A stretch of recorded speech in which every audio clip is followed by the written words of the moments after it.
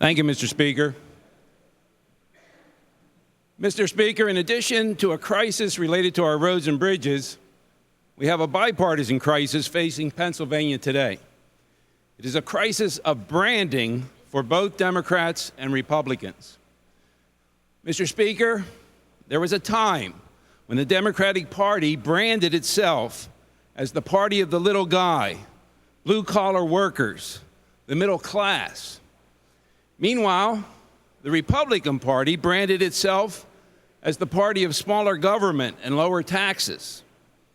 With this bill, House Bill 1060, both parties seem to want the same brand, and it's this: we, the elected elite, are the lords over the tax-paying serfs. Mr. Speaker, it is proper to ask what will be the economic consequences of this massive and historical tax increase. Many have said we really don't know. Some say we cannot possibly know. Well, I have a PhD in financial economics. I can do stochastic calculus. I can even translate Cicero from Latin into English. But I don't need any of that, and no one else does either, to understand what the economic impact will be of this historic tax increase. It will be negative, prolonged, and severe. But even if we buy the ignorance argument, Mr. Speaker, doesn't the dictum of the Hippocratic Oath apply? If we don't know the extent of the damage, shouldn't we scruple to do no harm? That is, no more harm to the taxpayers and citizens of our Commonwealth. Do we have infrastructure needs to address, Mr. Speaker? Absolutely. But not once was any option suggested by the proponents of this bill to address those needs except through a tax increase. The first proposal we heard in February wasn't reform, wasn't prioritizing, wasn't improving efficiency, wasn't doing more with less. Those are the approaches we lords expect the taxpayers, our serfs, to adopt when their take-home pay goes down. But why are those not options for government? Mr. Speaker, when the Senate saw that the governor's first plan was to reach further into the taxpayers' pockets, they said, hold on a minute, you're not reaching far enough. Although members of our House gallantly battled to bring some restraint to this reach, we have not yet been successful. We are here today to vote on the first, last, and only option put forward by the lords of the Commonwealth to extract even more from our hardworking citizens. Mr. Speaker, we call this the Hall of the House, the People's House.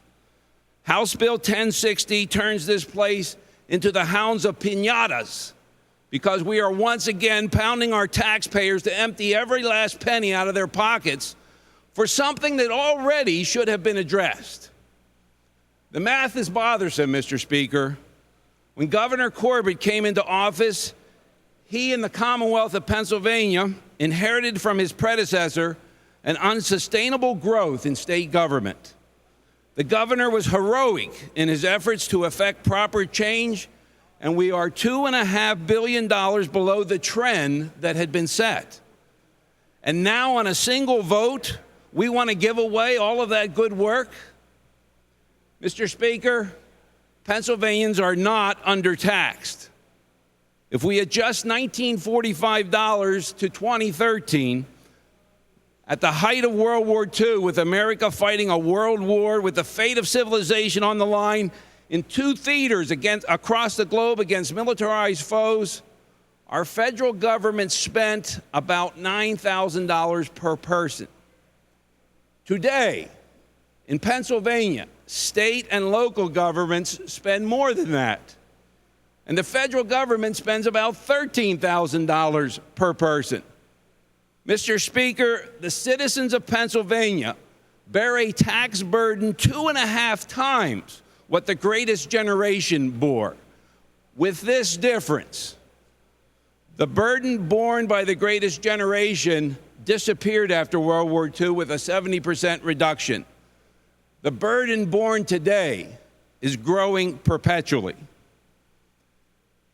Mr. Speaker, forget the complexity and the myriad extractions and details of this bill.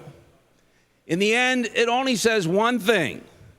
You tax-paying serfs of Pennsylvania just haven't been giving us lords enough of your money. I disagree. I hope all of us do. And I urge all of us to oppose House Bill 1060. Thank you, Mr. Speaker.